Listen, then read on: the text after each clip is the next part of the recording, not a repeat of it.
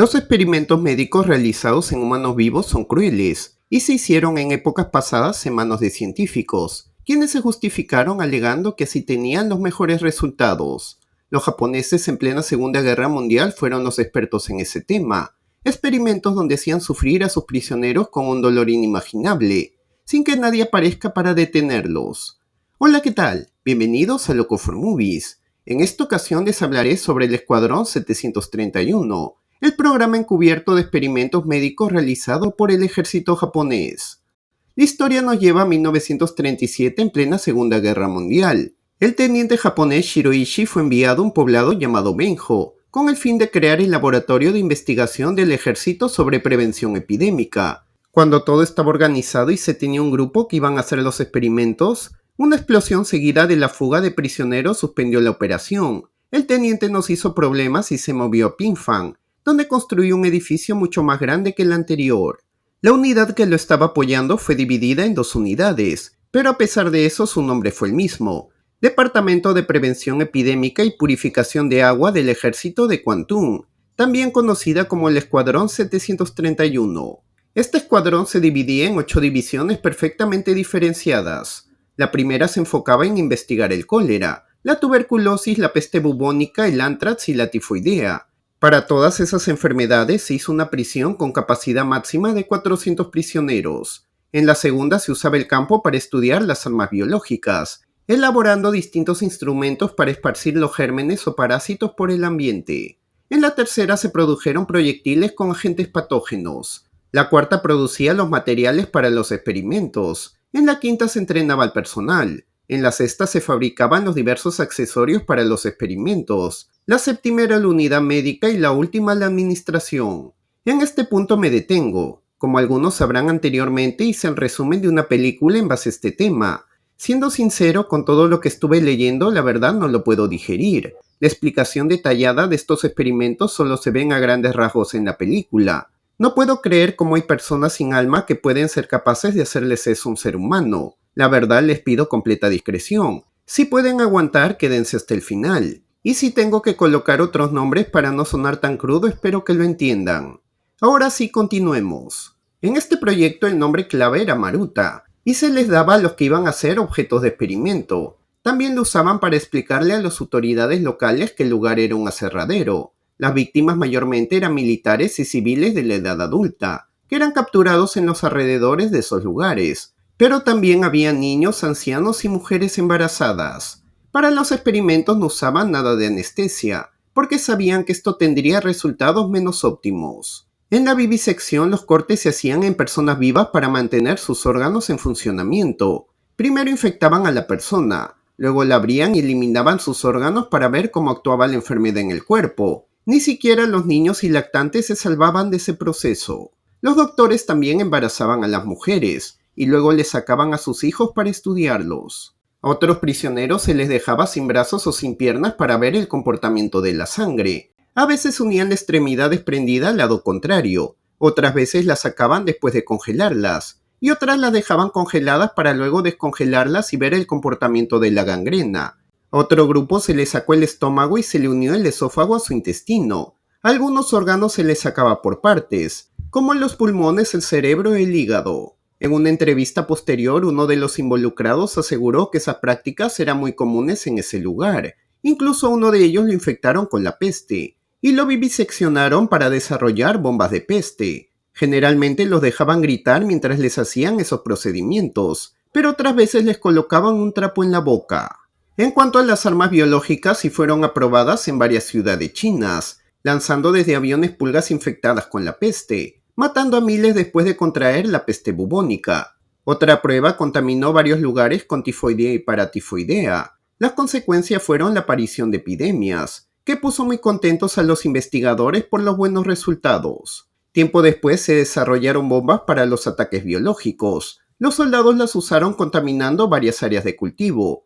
Entre el cólera, el anthrax y la peste se estima que hubieron por lo menos 400.000 víctimas chinas. El general Chiang Kai-shek, que para ese tiempo gobernaba China, se enteró de los hechos y envió un grupo de personas para dar con los responsables, y también para tratar a los afectados. Elaboró un documento para informar a las potencias mundiales, pero el único que le hizo caso fue Roosevelt, quien condenó este tipo de ataques. Para 1944, los japoneses planearon atacar las ciudades de California con armas biológicas. Por medio de aviones lanzarían bombas, que contenían peste, cólera, tifus, dengue y otros patógenos. Sin embargo, el jefe del Estado Mayor japonés se opuso, ya que el combate entre Japón y Estados Unidos cambiaría a guerra bacteriológica, y se convertiría en un enfrentamiento de la humanidad contra las bacterias, donde Japón se volvería la burla de todos los países. En cuanto a la prueba de armas, usaron prisioneros a diferentes distancias para ver sus efectos. También lanzallamas, bombas con patógenos o armas químicas. Los sujetaron a estacas y los usaron como blancos de ataques. También usaron en ellos bombas de metralla, cuchillos y bayonetas. Otros experimentos incluían dejarlos de hambre hasta la muerte, llevarlos a cámaras de baja presión hasta que sus ojos se desprendan,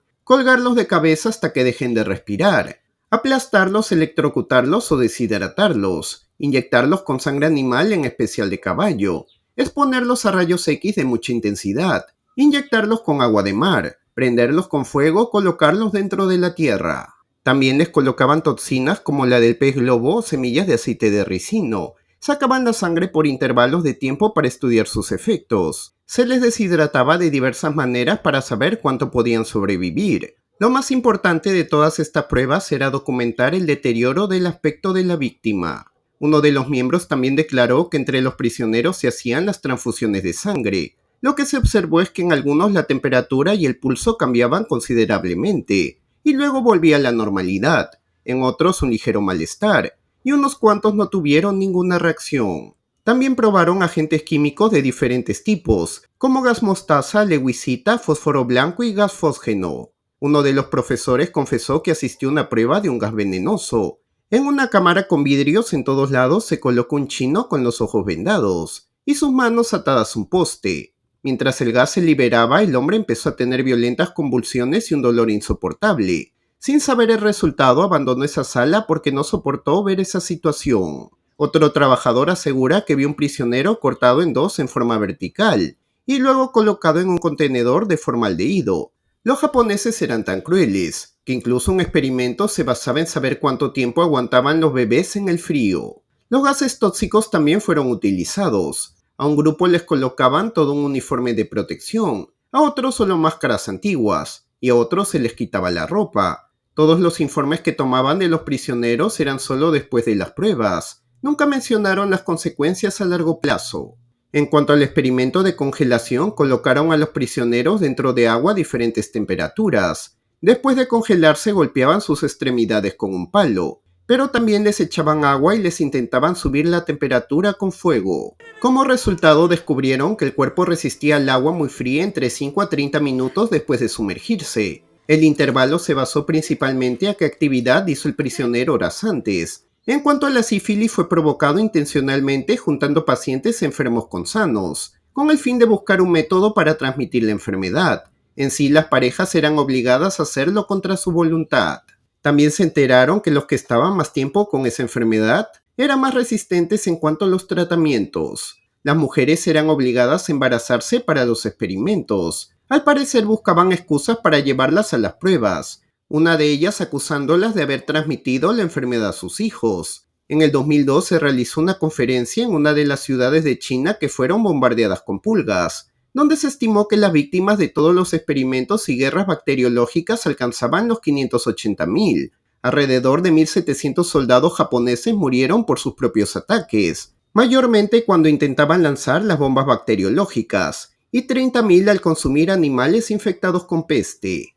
Entre las víctimas seleccionadas se encontraban delincuentes comunes, rebeldes antijaponeses, prisioneros políticos, indigentes y discapacitados mentales. Ahí no había exclusividad, ya que incluían mujeres embarazadas, bebés y ancianos, también personas que eran detenidas por actuar sospechosamente. Entre los investigadores se contaban alrededor de 300. En cuanto a la nacionalidad de prisioneros, la mayoría eran chinos. También habían rusos, mongoles y coreanos, posiblemente también prisioneros de guerra estadounidenses, británicos, franceses, australianos y neozelandeses. Los experimentos en sí solo se hacían con personas sanas. Su esperanza de vida eran solo 2 meses. Sin embargo, algunas reclusas pasaban el año y tuvieron a sus hijos dentro de las instalaciones. Este lugar infernal tuvo al menos un intento de fuga por un par de prisioneros rusos. Sin embargo, solo lograron llegar a los pasillos, ya que el lugar estaba fuertemente asegurado. Los prisioneros no eran los únicos que terminaban infectados. Algunos asistentes también terminaban enfermos al manipular las enfermedades. Lo normal sería darles un tratamiento,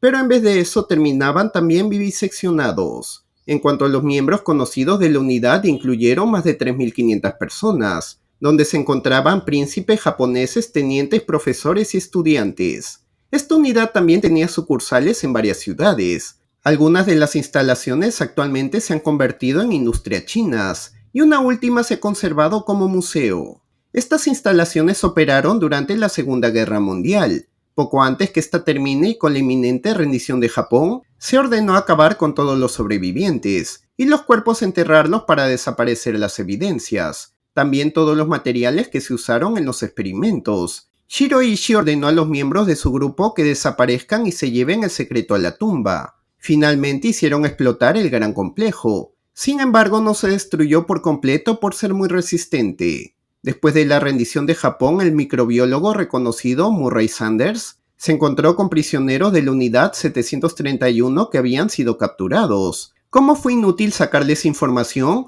los amenazó con entregarlos a los soviéticos para que se encarguen de ellos. Los prisioneros sabían que los soviéticos eran crueles y decidieron entregarle un manuscrito, donde se mencionaba la participación de Japón en la guerra biológica. El general Douglas MacArthur se enteró y les dio inmunidad a todos, con el fin que le entreguen acceso a todas sus investigaciones. Al tenerlo en sus manos decidieron esconderlo porque lo veían muy valiosos, en vez de compartirlo con las otras naciones. Mientras tanto, en Tokio se realizaba el juicio contra crímenes de guerra, y lo único que sabían era que los japoneses habían usado sueros venenosos con chinos. Como no habían fundamentos y testigos, se desestimó el caso. En 1981, el juez que presidió ese proceso se enteró de los hechos, y no pudo creer que Estados Unidos haya escondido pruebas de los crímenes japoneses. En cambio, esto no pasó con los médicos alemanes, ya que fueron llevados a juicio y terminaron pagando por sus crímenes. Estados Unidos realizó también otro juicio en Yokohama,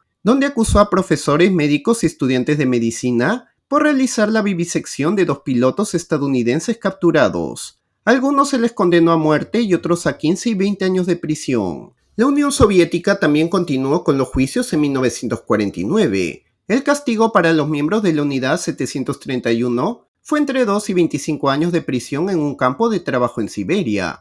Estados Unidos se negó a reconocer estos juicios y los tildó de propaganda comunista. Fuera de eso, las sentencias eran muy suaves para los acusados. 7 años después fueron liberados y regresaron a Japón. Los soviéticos luego informaron que Estados Unidos estaba protegiendo a los japoneses, a cambio de entregarles información de sus experimentos. Sin embargo, estos también habían sacado información a sus prisioneros japoneses, y esto fue confirmado cuando crearon una instalación de armas biológicas.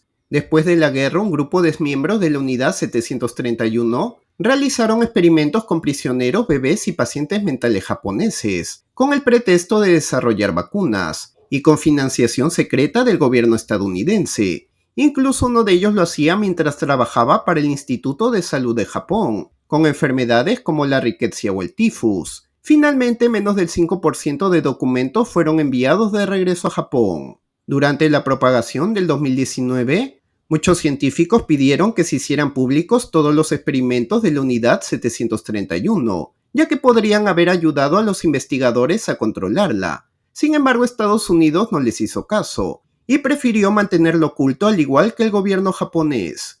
Con esto finalizamos este documental, donde hemos podido ver hasta qué nivel el ser humano es capaz de hacer sufrir a otro. No hay ninguna justificación o pretexto para que se acepte tal hecho como lo hicieron Estados Unidos o Japón. ¿De qué sirvió ayudar a los implicados con el fin de tener la documentación si no la dan a conocer a todo el mundo? Esto nos hace pensar que el único plan es crear algún tipo de protección basándose en estas investigaciones, para defenderse de un ataque de otra nación, o tal vez para tomar el control total del mundo. Nunca lo sabremos y tampoco lo que hay dentro de esos documentos. Esto nos muestra que los propios gobiernos solo ven sus intereses y no los de su nación. Por lo tanto, solo nos queda cuidarnos y estar más informados de cualquier problema que concierne al mundo. Espero les haya gustado. No olviden suscribirse y recomendar otro tema que quieren que hable en otro video. Un gran saludo y nos vemos.